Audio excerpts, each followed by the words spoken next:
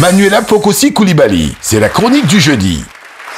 Chers téléspectateurs, comme on le disait un peu plus tôt, les croyances ancestrales magico-religieuses ont longtemps régi le fonctionnement du monde. À une certaine époque où on ne disposait pas encore forcément de science pour résoudre les litiges et enquêtes, eh bien ces croyances et ces traditions étaient une référence, un outil pour que justice soit rendue. Alors je vous propose de faire rapidement ensemble le tour de quelques croyances ancestrales d'ici et d'ailleurs. Chez nous en Côte d'Ivoire, il y a de nombreuses méthodes dont le balai, c'est le sujet du jour, pour parvenir à la vérité, et j'en ai pioché deux.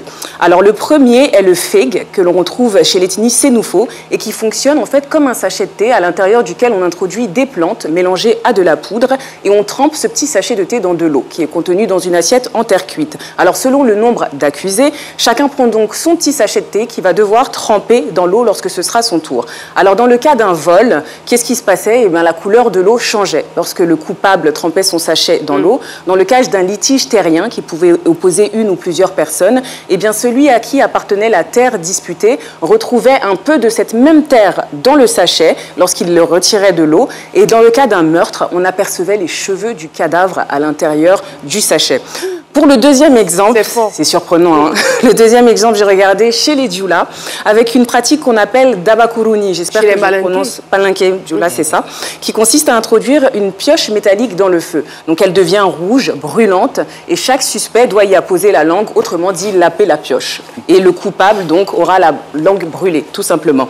Alors à présent, on fait un stop rapide en Afrique anglophone avant de clôturer avec l'Occident. À l'approche de la Saint-Valentin, fête de l'amour, j'ai sélectionné une pratique qui est répandue au Kenya, en Afrique du Sud et en Ouganda. Elle porte différents noms selon les pays. En Afrique du Sud, par exemple, on l'appelle le mouti.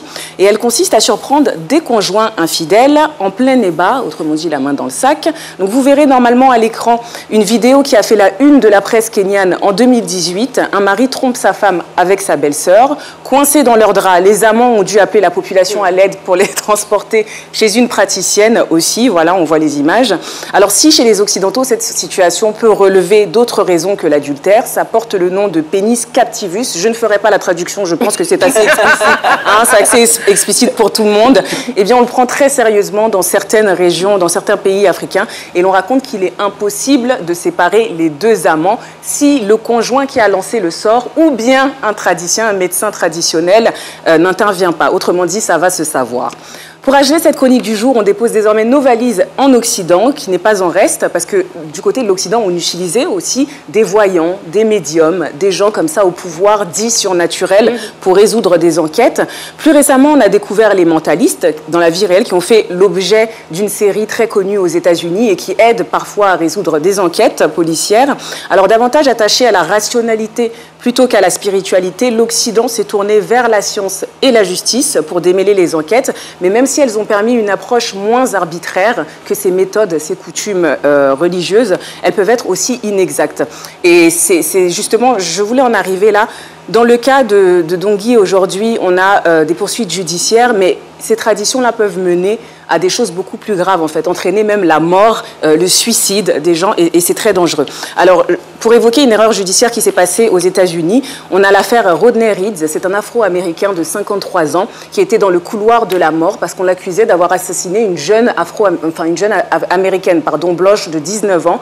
Il a passé 21 ans, voilà, de 1998 à 2019, il était dans le couloir de la mort. À 6 jours de son exécution, l'État du Texas a finalement annulé la peine. Pourquoi? Eh bien parce que des hommes politiques et des célébrités comme Kim Kardashian et ce genre de personnalités sont intervenus ou ont fait pression. Mais sans ça, imaginez-vous, il y a des centaines de milliers de personnes qui meurent, et qui sont condamnées à mort alors qu'elles sont innocentes. Et son innocence, justement, a été prouvée quelques temps après. Donc ce monsieur serait mort pour elle. Merci beaucoup, merci Manuela pour la petite très fort. Et voilà, donc vous êtes susceptible de passer en